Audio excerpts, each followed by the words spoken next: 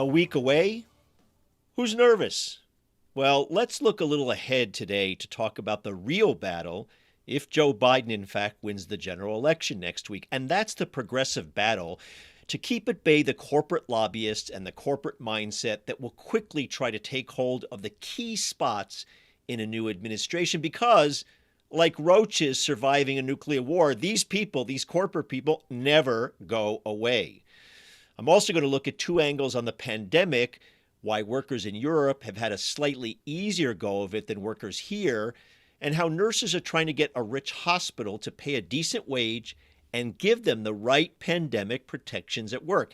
You'd think that was a no-brainer, but not when it comes to money. This is Jonathan Tassini, and it's great to have you with us for our show for October 28th, 2020. Our major sponsor is the American Postal Workers Union, which fights for its members and retirees, as well as private sector workers that it represents. You can do two things to support the show. You can subscribe to our YouTube channel and make sure your friends do the same. Look for us on YouTube at the Working Life Show with Jonathan Tassini. That helps us build the show and spread the video content far and wide. And of course, you can become a financial sponsor of the show in two ways.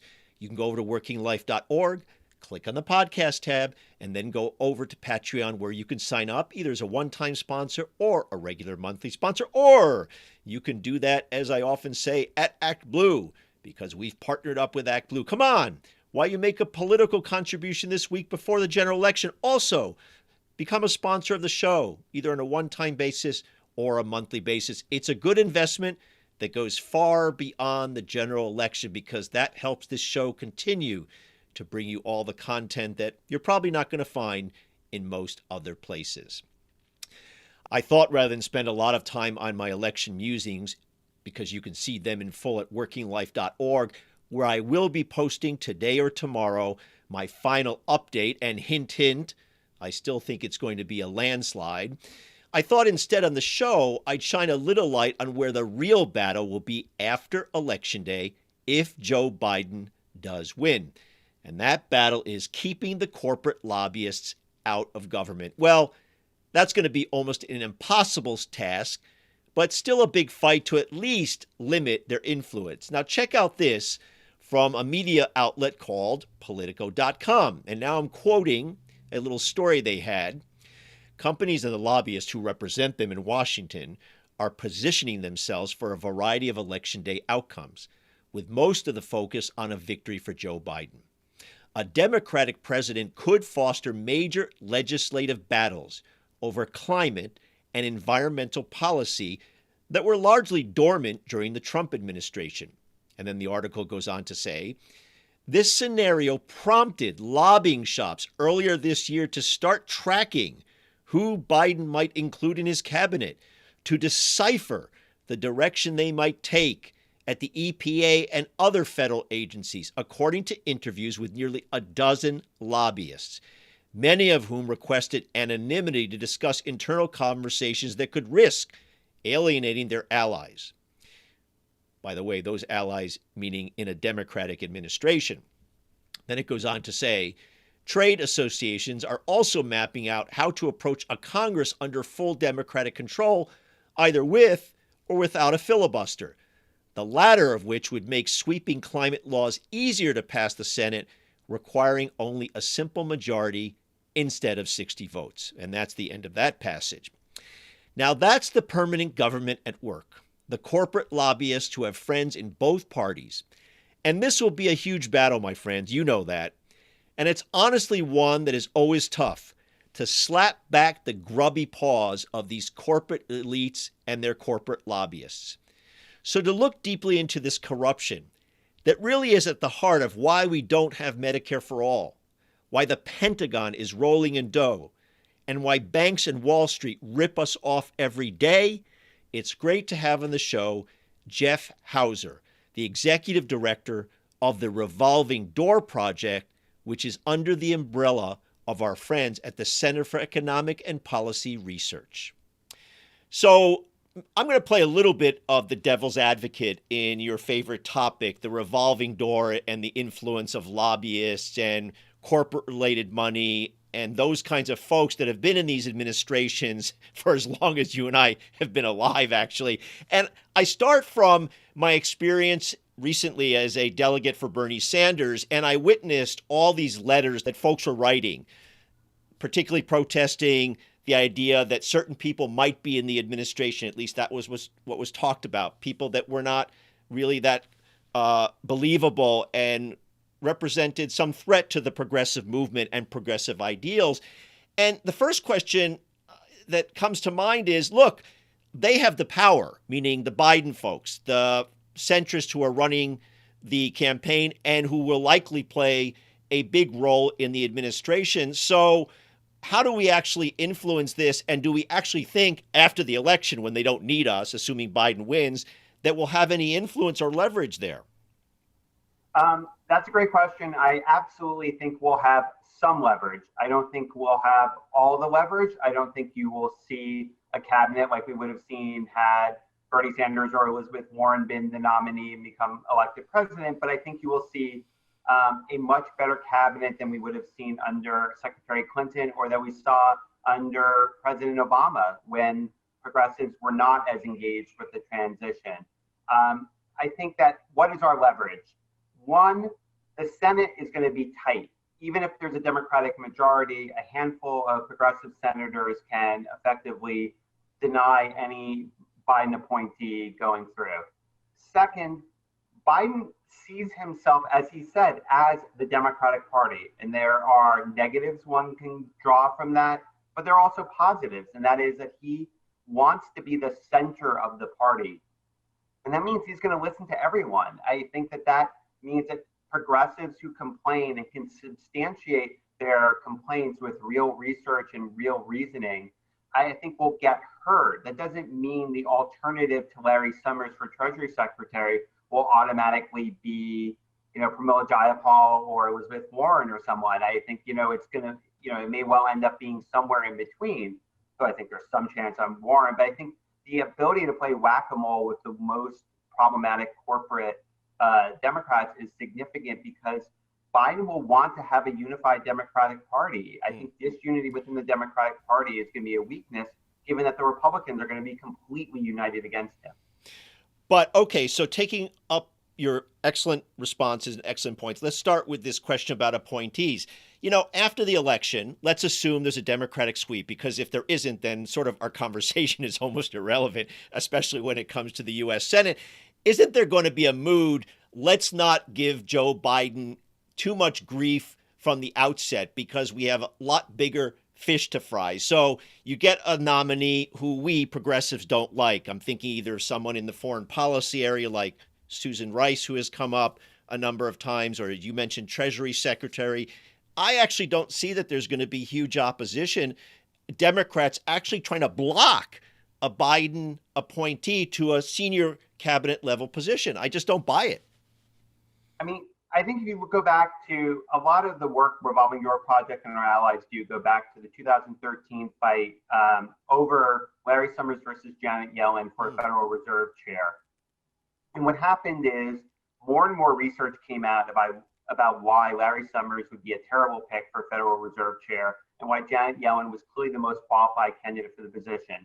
She's no crazy lefty or something like you or I, but she, a progressive who, cared about workers getting unemployment and would be willing to regulate the banks. It was obviously a lot better than Larry Summers. And we put that research out there, and we got to the point where not only were Sherrod Brown, Jeff Merkley, and Elizabeth Warren opposed, but Heidi Heitkamp and John Tester opposed Larry Summers on the Senate Banking Committee. I think a world in which Warren and Tester are willing to oppose Larry Summers under Barack Obama, one of the most charismatic presidents in our lifetime, probably the most charismatic, I think that suggests that the Joe Biden, who's much more of a compromise choice, essentially, within the Democratic Party, who reflects, as he himself puts it, a transition figure. I just don't think he is going to be able to force everyone in line. I think he is going to see himself as in a somewhat weaker position than that of trying to forge consensus. And so there'll be trade-offs. And so If the Secretary of State is a disappointment, I think that means you have a better chance of doing well on another appointment.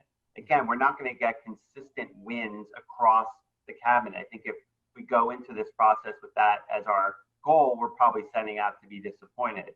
But I think we can make real inroads. And I think what's going to be underlying this, and a little bit of my skepticism, although I would love to live in the world that you're suggesting, and I hope you are correct, is that there's going to be this Trump exhaustion where people are going to basically say, let's first of all return the functioning of government, the functioning of the presidency, the Senate, presumably if there's a Democratic majority, getting rid of Mitch McConnell. Let's return things to what they consider to be normal. Let's not fight over these other things. So that's my sense of the mood. But I do think we probably agree that we're not necessarily going to win a position where we want somebody who's going to be at the head of HHS, for example. It's going to be advocating just every single day for Medicare for all, for example. Yeah, I mean, I think that we're more going to be competing about shades of gray. But the importance of the executive branch is such that I think competing between shades of gray really matters. And it's not as inspiring as fighting for Medicare for all or free college and other big, bold, progressive promises. But it really matters to people's lives, whether or not you have an HHS that is going to work to rein in pharmaceutical companies, to work on march-in rights, including at NIH, and just really aggressively fight for patients and fight against the rentiers who are making so much money in our medical systems in the private sector, rein in health insurance company misbehavior. I think it really matters to have people who are mission committed. The mission of HHS is pro-patient. It's to make government work for people. And if you have somebody who really takes that to heart, even if they're not a committed progressive, if they just want HHS to function well, I think a lot of people will be better off. And I'll reference the Labor Department, for example, as a pro-labor person, where those kind of appointments really potentially make a difference. And I'm going to guess, and this is your area of expertise, so educate us a little bit, that we're not just talking about the fights for the cabinet secretaries, but a lot of influence is wielded by the assistant secretaries, the people a cut below, the deputy secretaries. And that's where you can potentially have some more influence about pushing to have, for example, someone who's the head of the Occupational Safety and Health Administration that actually cares about making sure that workers don't get sick and die. Yeah, that's a great example. Occupational safety, OSHA is the acronym, and unfortunately my work involves dealing with tons and tons of acronyms. But OSHA is in charge of keeping workers safe, and under COVID-19, that is one of the greatest signature failings of the Trump administration is its approach to workers during the pandemic. Essential workers who are so often workers of color, low to medium wage workers, be they meat packers or truck drivers, they in America have very few safety precautions because Trump has terrible human beings at his Department of Labor. And Obama had excellent people. Obama's OSHA was good. Obama's wage and hour person who made sure that people were getting the overtime they were entitled to and otherwise just standing up for lower wage workers, that was a good person. We had actual people committed to the mission of the Labor Department, especially in second term Obama, but including in first term. And that made a difference in people's lives. There'd be fewer people workers dead in this country if we had an OSHA that cared about workers. Mm-hmm. Okay, so let's dig a little bit into OSHA because I do think it gives a good picture about the problems of the system as a whole. Even under Obama and the AFL-CIO, you work for the AFL-CIO, so you know this, every year puts out a statistic on OSHA that says that if OSHA tried to visit every single workplace just once under Obama administration funding, it would take something like 110 years. So you're right that if we were in the pandemic and you had actually someone at the head of OSHA who cared about actually saving workers, there's probably a lot of people who would be alive today and wouldn't have gotten sick during the pandemic. But in the bigger sense, the system, the way in which OSHA has been structured, really is set up to let corporations continue to do really whatever they please in the workplace on a day-to-day basis. And that goes to the point that you work on so hard.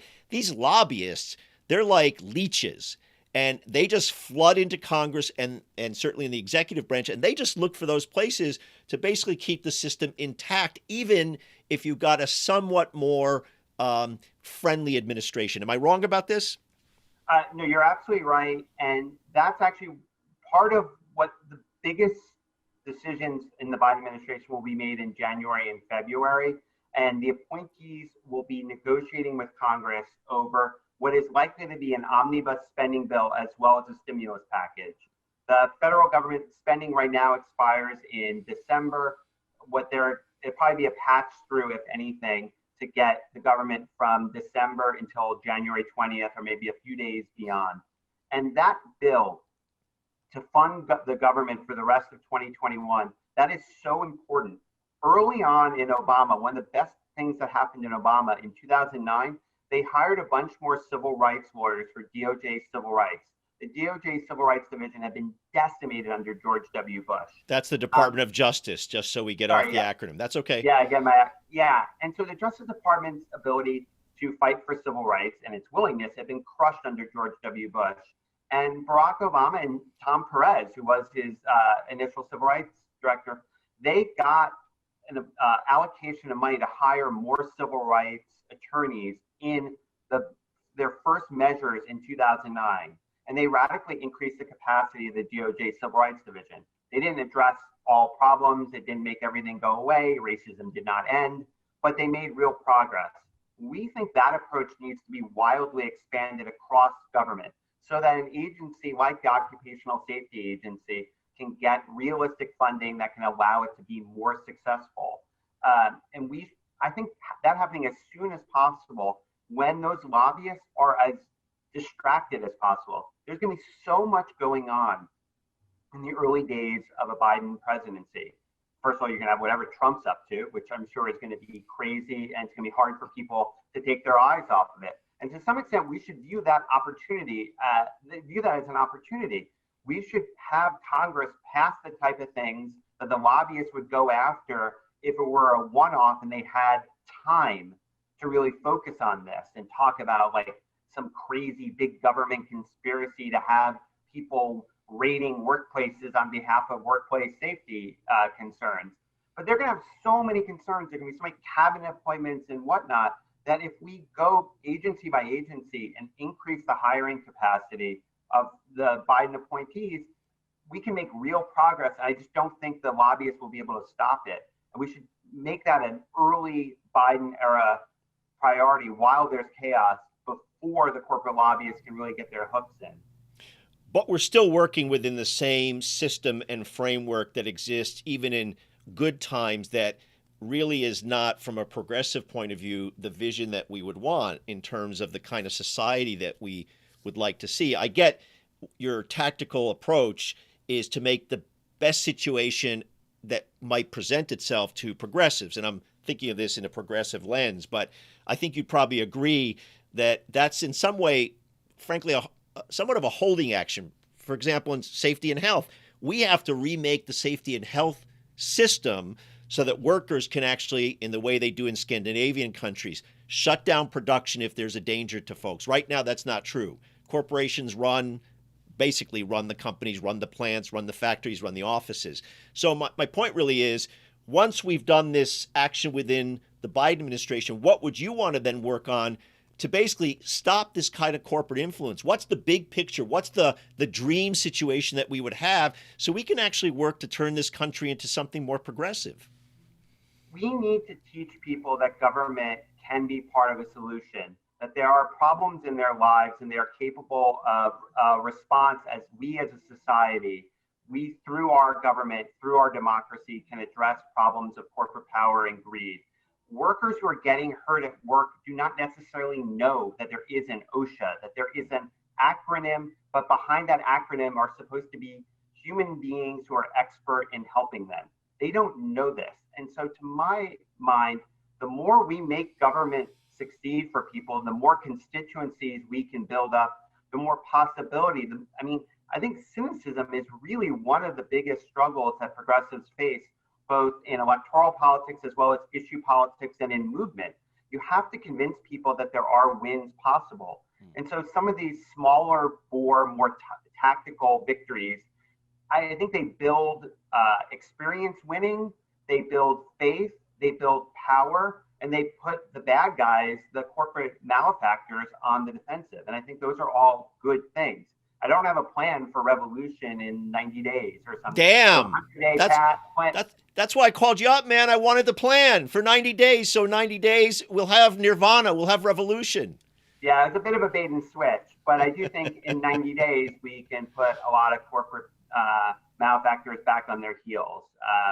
And I think that's got to be the goal. And the more you have them on their defensive, and the more you're convincing people that there are solutions to problems, I think the more you empower them to think even bigger, to believe it, to have hope, to not give in to cynicism. And then you have your next big opportunities. Like, a lot of hard work was going on in Black Lives Matter from 2014 until May of 2020. And it was that hard work and the incremental gains that they achieved that allowed them to move forward so greatly in the spring and summer of this year. So I think we need to build ourselves for the next moment, the next Occupy, the next opportunity for real big progressive change. I think you win as many times as you can before that opportunity presents itself. And the more you've won, the more likely you can take full advantage of those opportunities. I love as we wrap up here, I love your analogy to Black Lives Matter, because you're totally right. The advancement of the debate about racism and the actions that have taken place in just the last 6 months have been, to me, one of the great positive things that have happened in 2020 with all the horrors that we've seen in other aspects. But if you look at the conversation about race now, and I know that you agree with this, it's not over. We're just starting it, but the advance on that has been quite dramatic. So I guess for you, the parallel is you win some things at the federal level, and then you can go back to the movement, to the base, and say, we're only going to have power if we have more victories here, we elect the right people, because we can actually influence government. But let's face it, right now it's a holding action. We've made some progress, we've got some influence, but we have to have more. Yeah, you have to say that the other side is beatable, change is possible, and that's why we can go bigger. I think people need self-confidence. We have an entire system. I mean, cynicism is the best ally that corporate and rich people have. Corporate malefactors, rich people, they love cynicism. They win in a context in which people are disengaged. And I think it's hard to keep people engaged unless they're seeing forward progress. And so the incremental gains that were made in many cities from 2014 to 2020, I think helped steel people's spine for the bold actions that were taken this spring. But as you know, reform is not only hard and takes a while, but it also takes sustained engagement. We're not going to win this all in any one given period of time, and then once it's won, it'll take care of itself. And so part of why Revolving Door Project focuses on the executive branch is the whole goal is to pass some really good bills. Someone's going to have to implement them. The bills are not self-implementing, and that's kind of what the executive branch does. You pass laws, be it in the 19th century, like the Sherman Antitrust Act or the Wagner Act in the 1930s. How we implement them today in the 21st century is really, really important. Well, Jeff, you're the expert on this topic, and unfortunately, you've set yourself up here because I'm going to have you back on the show once if Biden wins, which I think at the point we're talking about, it looks somewhat likely, and we're going to have to then evaluate how all that work and leverage and infiltration, if I can use that word, how we've been able to influence it and where that administration is going with those appointments. Thanks for being on the show. My pleasure. Anytime. The pandemic has ripped through the world, killing and sickening millions. But if you look at the economic hits that people have taken, it's been uneven because the pandemic has exposed the complete and utter failure of the system in the U.S., unlike, say, in Europe, to make sure that people can just hang on. No paid sick leave here means people couldn't stay home from work to get better. And if a person was sick, there was a good chance that she or he had to go to work sick to make sure that the paycheck would still be coming. And that forced that person into a workplace and maybe forced them to spread the virus. Unlike many places in Europe, for example, where, as I said, people have paid sick leave, not to mention universal health care. Both Europe and the US had to shut down their economies, we know that, and both took hits in their output, meaning how much stuff was being made, or whether cash registers were ringing in stores and restaurants, which they weren't because many stores and restaurants and bars had to shut down. But why was the unemployment rate so much lower in Europe in the first half of the year than the US? It's simple. In Europe, there's a much bigger social safety net, and specifically something called short-time work. Now, I caught this nugget about short-time work in a piece written for an online publication called Social Europe, and it was written by Maria Figueroa, who is the Director of Labor and Policy Research at the Industrial and Labor Relations School at Cornell University. And Maria, in fact, joins us now to chat about this program that made life a bit easier for millions of Europeans. So we know, Maria, that Europe and the United States both have suffered gravely because of the pandemic. But what caught my eye in your really incredibly interesting article is that I think most people know Europe and the United States have not handled the situation in equal ways. And a specific way that you talk about in your interesting piece is something called short-time work.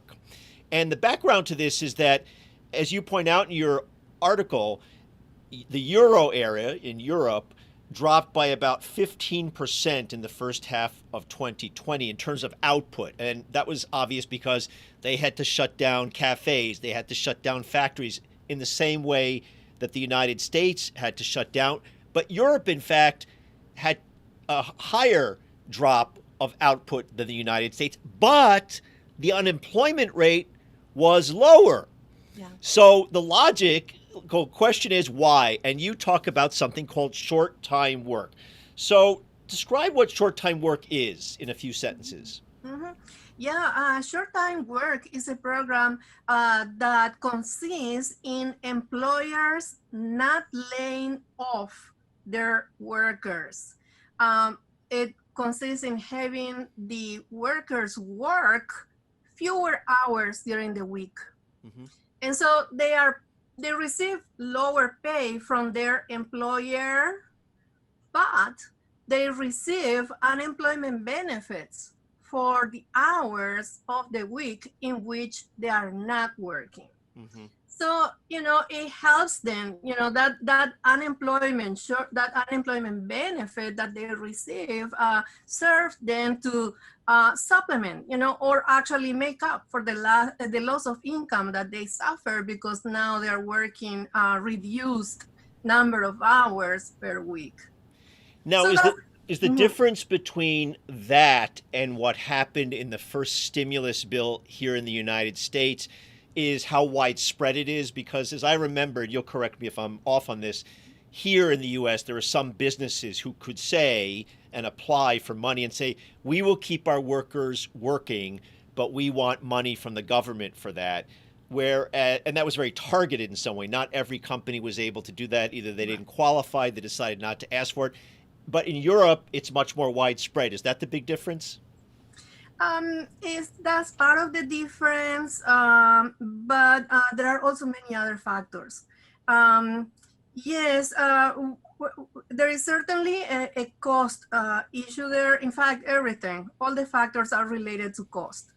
But there are also other factors related to the structure of our safety net. So I will touch upon the two, okay, aspects of the problem.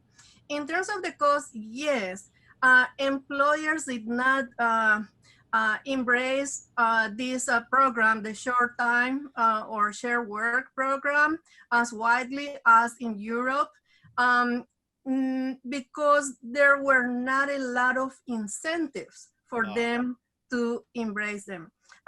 It is still more cost effective for them to lay off employees rather than keep them as part of their payroll and reduce their hours and, have them receive the unemployment benefits. And in some places, I think some employers in the United States, lots of them use this opportunity, the excuse of the pandemic, to get rid of people. That's correct. Yeah, unfortunately, that's a very old strategy or tactic that employers use. They take advantage of recessions to lay off workers, right? So and reduce their labor cost. So that's one issue, right? That the employers there wasn't much uptake, right, for the program because the employers didn't see much of an advantage, right? And the reasons for that is because if they keep the employees in the payroll, they still have to pay for the healthcare plan and retirement plans, if any, right? So and payroll taxes, etc. So if we don't deal with that part of the of the structure of our employment taxes, and also with the structure of our safety net, we will not see much of an increase in uptake for this program. Yep. And that's the main difference with Europe, right? Because if employees have to work reduced hours, it doesn't really matter, right, to the employer or to the worker, because they have universal health care, and they have better retirement plans.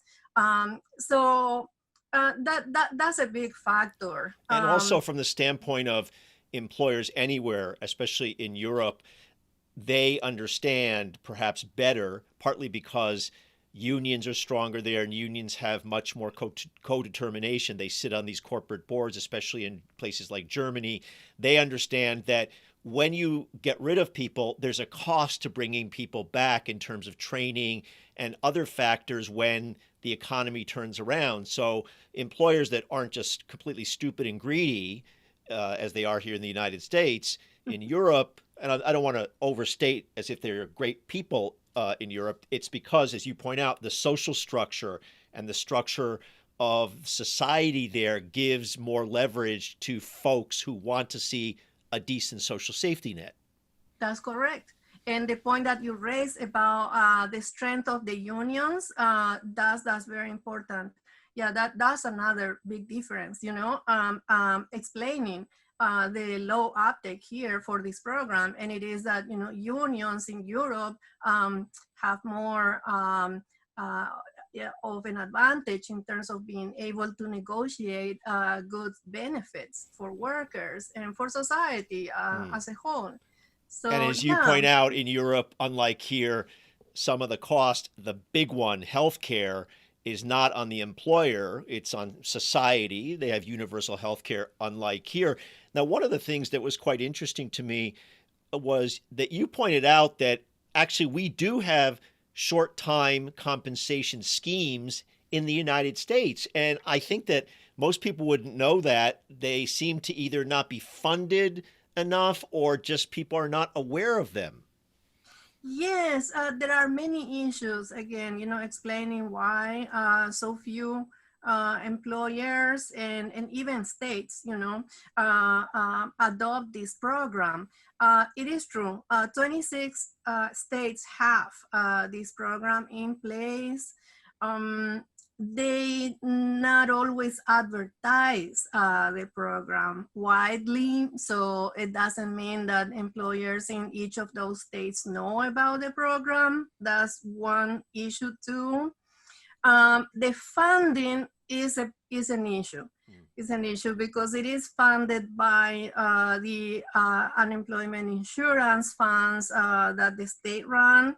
But in the case of situations like the pandemic, right, and this actually happened, the federal government stepped in and provided funding for the share work program. So that is one other thing that I can't remember if it was pointed out in the article, but there should be a mechanism by which the federal government support this program, in a better way, and also in an automatic way, right? Whenever there is a recession, right? Or a crisis like the one we're facing right now, there should be automatic triggers for increased funding for this program. And so that's one thing, right? The funding is an issue. The other issue, and also that was waived, it was waived during the pandemic, which, really helped, because every time the employers, have to pay for the insurance, that is experience-based. If they used to lay off a lot of workers, that affects their insurance rate, right? Yeah. Exactly. And so that should be like a disincentive, right, for them to lay off workers. But it's really sort of like a weak, disincentive, because the rates are not really that high, So let's end with the macro point to wrap up this discussion, because I think you've made this point a couple of times, that really what the pandemic did, and I've seen this in many aspects around the country, it really highlighted the broken system that we have here.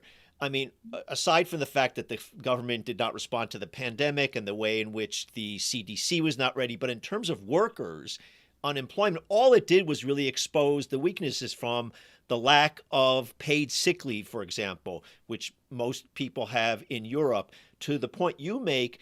That's really what we should address, right? When we get out of this pandemic, is we now see how weak the system is, and we need to fix this, because whether it be a pandemic or another Great Depression, this is going to happen, and we can respond to this either in a weak way, a bad way that hurts people, or to hold on, get people enough resources and support so they can hold on. Exactly. Yeah, that's definitely how I see it too. That this pandemic revealed the weaknesses of our safety net for all workers. Despite the very weak measures of providing unemployment benefits for independent contractors, and it's providing the short-term loans for employers not to lay off workers. All of this, despite those tools, I think we need a stronger approach, right, to protecting workers in the broader society, because like you said, this is going to happen again, and the pandemic just revealed all the vulnerabilities of our system, and how inadequate our safety net is to protect workers and the broader society. Mm-hmm. Well, thank you very much, Maria, for those insights, and we'll have you back on the show as we get into the new year, 2021, looking at how we're emerging from the pandemic, or grappling with this as far as workers are concerned. Thanks again for being on the show. Great. Thank you. Thank you for having me. It's fairly obvious that Trump has the blood of thousands of Americans on his hands for his absolute narcissistic bungling and incompetence from day one of the pandemic. There's a slightly more subtle way that he's oiled that death machine and illness, by staffing his administration with people who run the Occupational Safety and Health Administration, which oversees safety and health at the workplace, who don't actually give a damn about workplace safety, and who've let tens of thousands of workers get sick and thousands die from working in places where they contracted the virus. Now, I've seen this hypocrisy replayed time after time. Frontline workers like cops, firefighters, healthcare workers, who are held up for propaganda purposes by politicians who bask in the deserved positive images of frontline workers in a crisis. But when it comes to protecting them and paying them decently, politicians go missing in action, or worse. Rudy Giuliani was one of the worst of these hypocrites. He embraced the firefighters and the cops during 9/11, but when it came to paying them, he couldn't give a shit. Which brings me to the Oregon Health and Science University, a massive sprawling operation which in 2019 had $3.2 billion in revenues. So it ain't poor, but it's acting like a Jeff Bezos when it comes to paying nurses a fair wage and making sure that nurses are safe when they are doing their jobs during the pandemic. So here to give us the lowdown is Terry Niles, who's an ICU nurse at OHSU and a vice president at Local 52 of the Oregon Nurses Association, which represents in that local 2,900 nurses.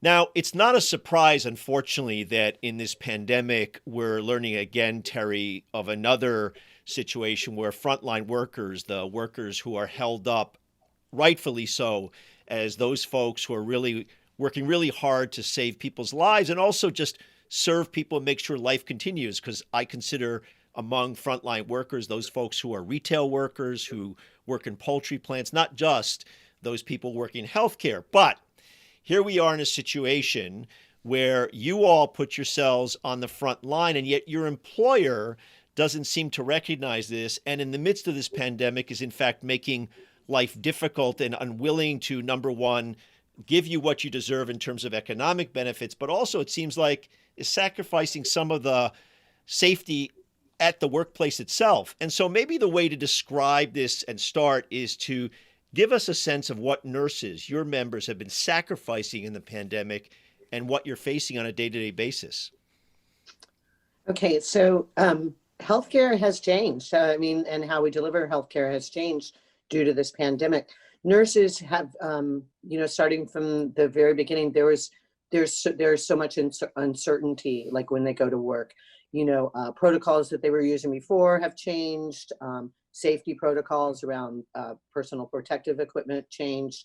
And so my union has been negotiating for over a year around these protections, and we were able to get some protections put, agreed to through the end of the year. What we're doing now is we're negotiating a contract where we would like these protections actually brought into our contract and provided to nurses as we move forward. Because because COVID's not going away, and nurses and protections like having PPE, knowing how much PPE is out there, having a safety committee that talks about nurses, what nurses are asking for and their needs is something that we would like the administration to honor and to get and permanently put in our contract. And it is amazing to me, maybe I shouldn't be amazed, because essentially OHSU is almost like a big corporation in terms of its revenues and the money it brings in. It's just astonishing to me that you have to fight over this. And it must be astonishing to you. You're an ICU nurse. You've been right in the ICU. This should be a no-brainer in a moral society where you're putting your lives literally at risk. And as you know, sadly, across the country, nurses, doctors have died fighting this pandemic. It should be a no-brainer. Exactly. And so that's why it's been so hard for nurses, not only just me as, somebody that works with the nurses union there, but for nurses that are working at the bedside to, kind of understand why this is an issue and why this wouldn't be, like you said, a no-brainer, and why administration wouldn't support, nurse protection and nurse safety. Nurses, I think a CDC report just came out, and nurses are the healthcare worker that is most hospitalized. And most of those nurses are women and Black, and most of those healthcare workers are Black. And so the healthcare inequities and the risks that we're taking is really great.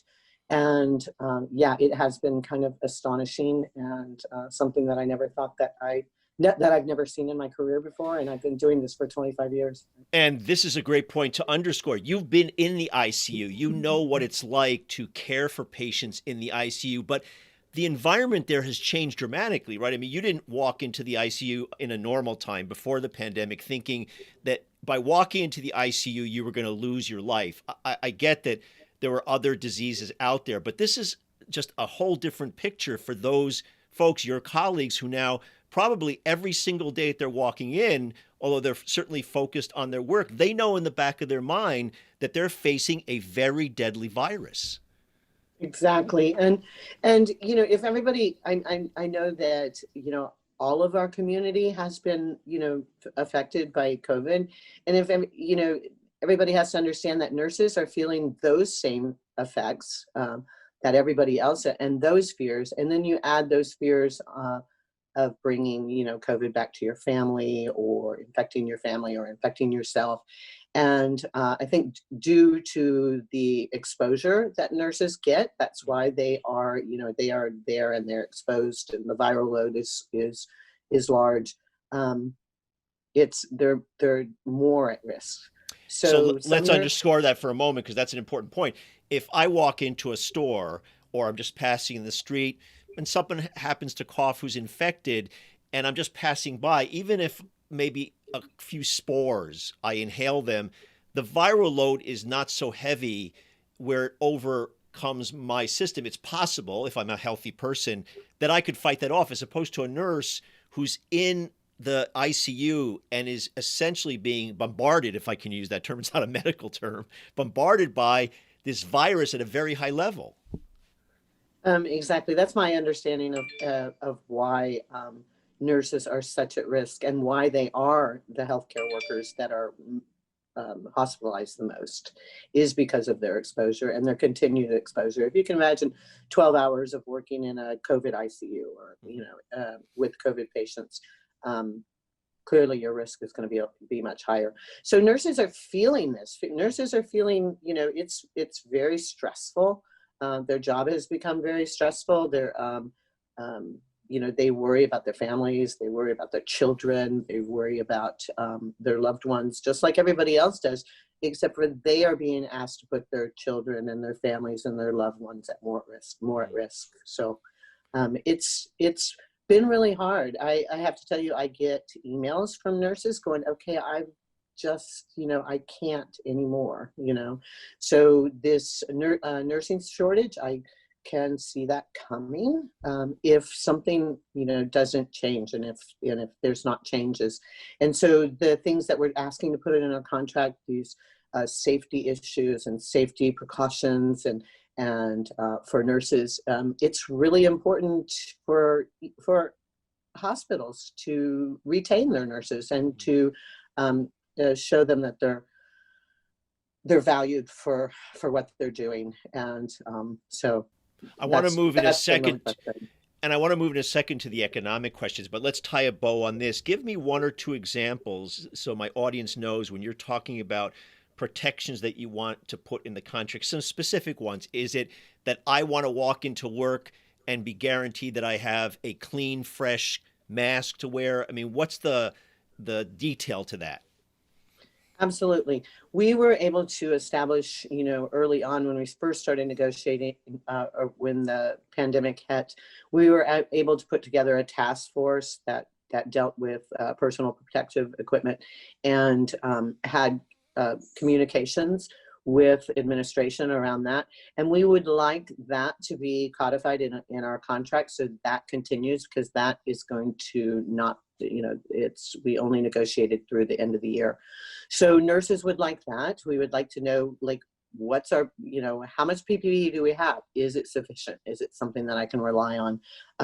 Putting dirty masks back on, you know, nurses reusing masks and putting dirty masks back on their face is something that I really never want to see happen again. And there was a time when nurses were doing that. And I know there's other places in the country that even had less access to PPE than we did. OHSU being, you know, a premier institution that it is, they had PPE. It was difficult, you know, getting that information from them was important to us, and it was important to the union. I don't want to like pass over that too quickly because I think we have become so used to hearing those stories in the media that nurses and doctors have had to reuse PPE, put on dirty masks, that it's like the behavior that Trump exhibits every day. It's become normalized. And to me, every time I hear that, I get enraged. And I think we as a society, those of us regular people who aren't in the ICU, have to be outraged every time we hear that because, again, this isn't just some simple thing. You're asking someone to put their life at risk and not giving them the basic tools just to be safe. Exactly. And nurses were feeling that early in this pandemic, as you know, even as the institution that I work for was unsure of what was coming. There's like, is this going to be another New York? Should we start, you know, and so nurses felt that, and so there were some things that nurses that we were able, when we put the task force into effect, we were able to kind of make moves towards using personal protective equipment as the manufacturer made it. It's a one-time use, throw it away. And so we were able to like negotiate with that with the institution and get that in place. And we want to be able to do that moving forward as well, right? Mm-hmm. So that's why we want to keep that communication and keep those and a way to get information for nurses out to them and have them have a say on what, you know, on what happens. I mean, it's they're like you said, they're the ones that are putting their family and themselves at risk every day to come in and save lives. Now, just in parallel, and this is as important, is the question of economics. And as I said to you when you and I spoke before we started recording over the last day or two, one of the things that drives me crazy is the hypocrisy of institutions and politicians who embrace firefighters and cops and nurses and doctors because it looks good from a PR standpoint. And I'm guessing, having not looked, that OHSU uses smiling nurses in their videos and on their promotional materials and uses nurses as a way of showing, hey, aren't we a great institution? But when it comes to actually compensating nurses fairly, let's face it, nurses are not going to get rich in this job. It's one of those jobs that you do partly because you love it and you're committed to it. You're not going to get rich, but here your nurses are putting their lives at risk, and yet you've got a very rich institution, as I mentioned, billions of dollars in revenue, and yet they're not willing to pay you just a little bit more to keep up with the cost of living. Exactly. And OHSU needs to realize that is having an effect on their nurses right now when they see that we have been in negotiations for almost a year and that we're stuck on like really basic things like, safety issues and then also, you know, adequate compensation for what they're doing. I read what some of the demands were. They're pretty modest. So why don't you tell us in a couple of moments what those specifics are? Because I think my audience will be shocked that this rich institution is standing in the way of what are very, very modest requests. Right. So our big request right now is we are really advocating for COVID safety protections, including a way to review personal protective equipment. We want that task force that I just talked about with nurse input into safety decisions. And then we want we are asking for paid administrative leave to ensure safety during high risk exposures that nurses could possibly get. We also are looking for to be adequately compensated financially for you know, with just basic, you know, basic compensation, like adequate. I mean, that. Tell us what that is, because when I read it, it was pretty modest. We're talking about decent pay, and tell us what the demand from the union is that's on the table. Well, we're asking for OHSU has come back with a very you know, originally they offered like no even cost of living increases. And basically we're just asking nurses to be compensated for what they're doing. I mean, working in the time of COVID has gotten to, is very cost costly for nurses as well, just like everybody else, childcare, and being able to work. I've had nurses like contact me saying, I can't work because, I have 5 kids and I don't have, there's no school, there's no this. So, things that childcare expenses, which could be like, $3,000 a month, aren't, they're having to come out of their pay to be able to go to work and stuff. So there's, we're just asking to be like, appropriately compensated. So what's the percentage? Because I think it's important to understand that what you're asking in terms of percentage pay is very modest. Yeah, I think if I remember right now, we are at we're asking for 3% the first year, and the first year is now, right? Yep. So we're almost to the end of that year, and 5% for the next 2 years. OHSU has rebounded quite well from their original, where they had to kind of get ready for a surge and stuff. So they've rebounded, and the shortfalls that they have had because of COVID, they've been able to kind of look beyond that. They may not make as much profit as they thought that they were going to make, because they're coming off some very, very profitable years due to the ACA and more people being able to pay for healthcare and stuff. So Yes. I think that what we're asking is very fair, and it's not unreasonable, and I'm really disappointed that OHSU has come back with with just minimal compensation for what the nurses are doing to make OHSU. I mean, the nurses are responsible for making OHSU the most profitable hospital in this state, and nurses are responsible for that. We have the highest acuity patients. We take care of the sickest patients and the sickest COVID patients, and so they need to kind of show their appreciation for what nurses are doing for them right now. Well, let me say this. I looked at their financial statements, and they had revenues of $3.2 billion in 2019, and they have very healthy reserves. So they are acting, as I said in my introduction, just like Jeff Bezos at Amazon. It's nice that they have this sort of veneer of being a hospital and so on. But when it comes to actually compensating people decently, I mean, at least you have a union, unlike people at Amazon. But when it comes to paying people decently, it doesn't do any good to, use your pictures and in videos, the nice pictures of nurses, unless you are willing to pay people what they're worth and what they contribute to making, as you just pointed out, the hospital that it is. Right. Exactly. So thank you very much for being on the show. And we are going to follow this, and we will have you back for an update, and keep up the struggle. Okay. Thank you for having us. And I really appreciate, and the nurses at OHSU really appreciate all the community support that they're getting. Because our safety is community safety, right? Absolutely. And you deserve it for all the work that you're doing and putting yourselves on the front lines.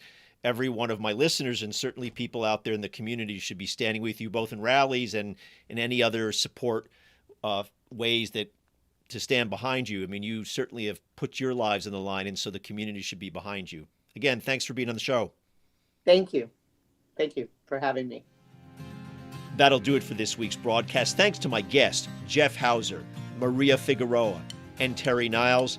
Our editor, as usual, is David Hebden. Our major sponsors, the American Postal Workers Union. Please go over to our show at YouTube, sign up for the show, spread the word. It helps us build support for the video product of this show, and spread all this information to people who probably need it and would be grateful to you as you help promote the show, certainly on YouTube.